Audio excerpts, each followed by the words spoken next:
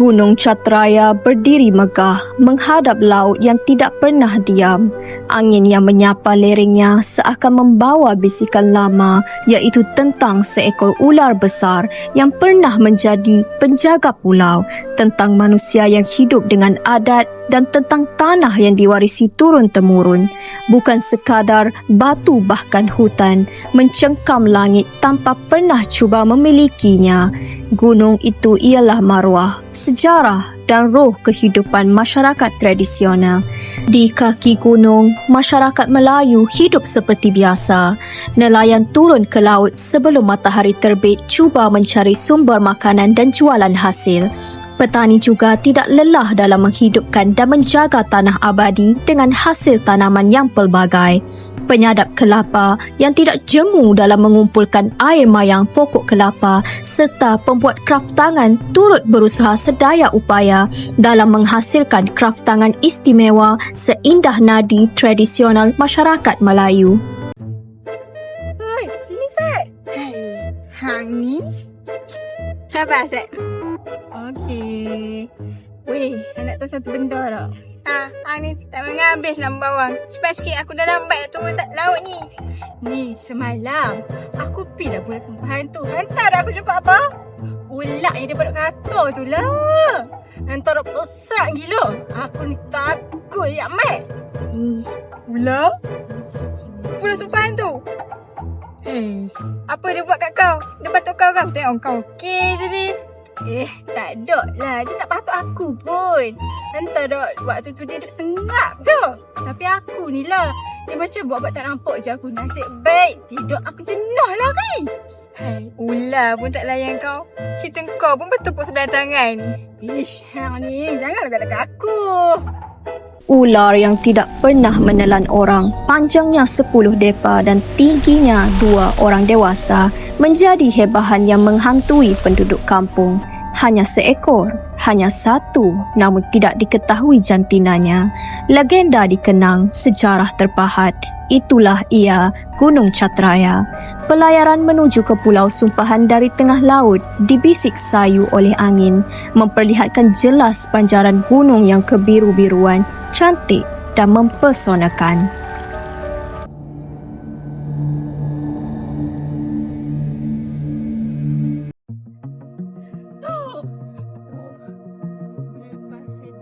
Ular besar tu dekat Pulau Sumpahan tu.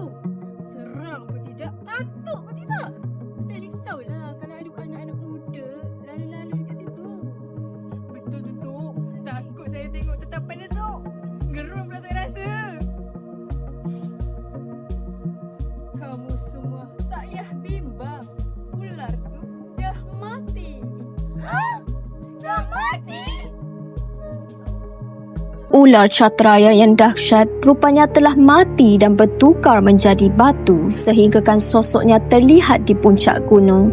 Daging, kulit dan tulang belulangnya tidak hancur, namun memakan waktu yang lama sehinggakan membentuk batu yang dipercayai menjadi penunggu gunung. Sejak dari itu, masyhur namanya, tempatnya sehingga disahut pemerintah menjadi sebuah pulau pelancongan antarabangsa. Lebih 15,000 penghuni menetap yang daripadanya bukan orang Melayu, pewaris pulau itu. Akan tetapi, berlaku migrasi yang luar biasa. Pelbagai bangsa dan kaum membentuk ikatan industri yang maju. Mereka inilah yang menyebabkan orang Melayu menjadi kaum minoriti. Oh my god, this place like such a dream. I think I would definitely come to repeat for a vacation again and again. Oh my god, girls, Sam, what a beautiful place. Loving it. Oh my god. Pulau Sumpahan, pulau yang kini bangun masyhur daripada legenda misteri, menjadi impian setiap pelancong, berjaya masuk ke peta dunia, diberi taraf Freeport, bebas cukai serta dimajukan dengan pelbagai acara bertaraf dunia. Kegiatan ekonomi kian meningkat, diiktiraf juga menjadi pusat dagangan dunia yang menyeru bank-bank terkemuka dunia membuka cawangan pembinaan hotel 5 bintang, beach resort, padang gol 18 lubang dan termasuklah pengangkutan laut seperti feri dan bot laju.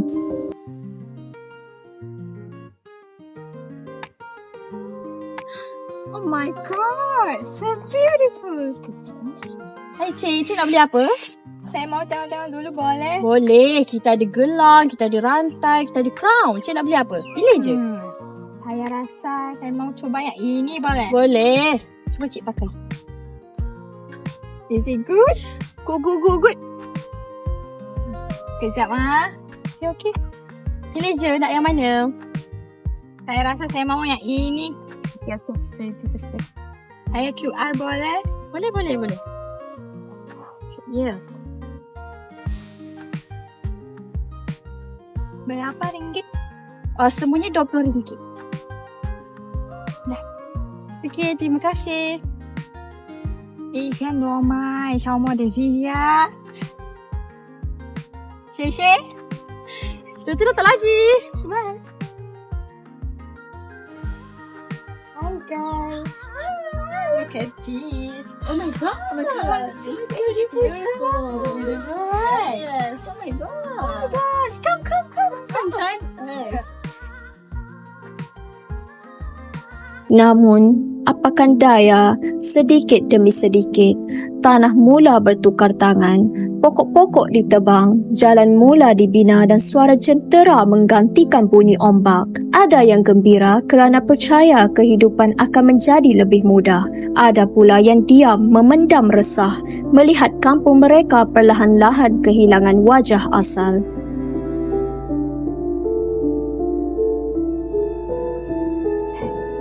Hidup aku bertahun mencari rezeki kat laut.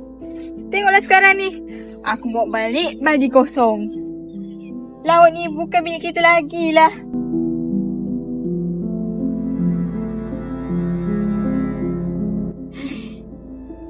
Tanah yang aku bajak makin sempit. Tanaman yang aku tanam pun tidak membuahkan hasil. Risaulah. Apalah anak-anak dengan cucu-cucu aku nak buat nanti. Daripada jauh datangnya insan-insan berkemeja kemas membawa janji pembangunan dan kemewahan. Mereka melihat pulau itu bukan sebagai warisan tetapi sebagai peluang. Kementerian Pelancongan pernah membelanjakan 500,000 ekoran menghebahkan legenda Pulau Sumpahan dalam penerbitan majalah di Amerika, Jepun, Korea serta negara ASEAN. Kini terdapat 2 taikong iaitu di darat dan juga di laut sebagai pengusaha membangunkan kediaman yang mencakar langit. Apakah mereka tahu jika terlalu berat, Pulau Sumpahan akan musnah? Bukan itu sahaja, insan-insan ini juga ingin membina jambatan terbesar di dunia yang menghubungkan pulau tersebut dengan tanah besar. Kami tak nak jabatan ini diteruskan. Lagi-lagi benda ni tak faedah untuk kami. Betul tu. Kehidupan kami akan terancam. Pendidikan anak kami masih dalam jagaan. Tiada darah lagi. Ya, manusia macam kau memang tak pernah puas. Sekarang ni kita yang jadi masalah penderitaan. Please lah, tolonglah bawa tenang. Masyarakat seperti kalian ni tak perlu pun nak tahu pengurusan kami. Dahlah tak berbakat seperti kami. Kami dah banyak dah berpuluhan program dan fasiliti dah kami dah buat. Tolonglah bawa tenang. Wujudlah seorang insan yang bernama Tok Ketua Lembaga. Ketua Lembaga Pembangunan Pulau Sumpahan. Beliau seorang yang berpengaruh, berkuasa, berwawasan dan berpandangan jauh. Segala cadangannya dipersetujui oleh para pegawai iaitu orang-orang bawahannya tanpa disoal bertubi-tubi. Impiannya yang ingin merealisasikan pembangunan lestari di sebalik celah antara 2 puncak gunung Catraya tersemat di hati dan minda. Jual je tanah yang ada sekarang ni. Pampasan yang sangat lumayan akan diberikan kepada kalian. Jangan bimbang. Jual je tanah tu. Terima kasih Tuan. Terima kasih Tuan. Terima kasih Tuan. Tuan. Pulau Sumpahan akhirnya berubah wajah. Pelancong datang bersilih ganti. Bangunan tinggi mula berdiri dan kehidupan menjadi semakin asing kepada penduduk asal. Namun, Gunung Catraya tetap teguh di situ. Menjadi saksi bahawa manusia boleh membina apa sahaja tetapi belum tentu mampu menggantikan sebuah kehilangan. Tiada lagi ikan di laut. Semuanya mati dengan terbahagian industri. Nah, tanah tu apa yang tak boleh keluar dia lepas keperluan tiga pembangunan ni. Tapi macam mana? Mereka semua ada kuasa, pengaruh, dia juga duit. Apa kata kita ada kerusuhan? Kalau semua orang akan bersetuju, mesti diorang akan berhenti. Kalau tak, nama dengan maruah diorang terselah. Menarik. Malam itu, suasana kampung mula bergelora. Suara rakyat yang sekian lama dipendam akhirnya bangkit bersama bara kemarahan. Langkah demi langkah mereka memenuhi jalan, membawa satu tuntutan yang tidak lagi mampu dibungkam. Di sebalik dinding bangunan mewah, para pemimpin mula gelabah kerana kuasa dan kekayaan tidak lagi mampu menutup suara rakyat yang tertindas. Kami tuntut projek tu diberhentikan. Kami tak nak tanah kami ni dirosakkan dengan pencemaran. Wang berpasan tu tak ada makna lah untuk kami. Kami ni petani. Tanah ni lah salah satunya sumber pendapatan kami. Tolonglah pulihkan semula. Ya, kami juga nak projek ni batal dengan segera. Usahkan betul. Kami nak jumpa Tok Ketua. Tok Ketua!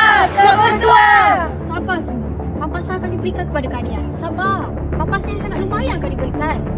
Wang tu tak menjamin hidup kami. Kami nak tuntut hak kami. Kami ni petani.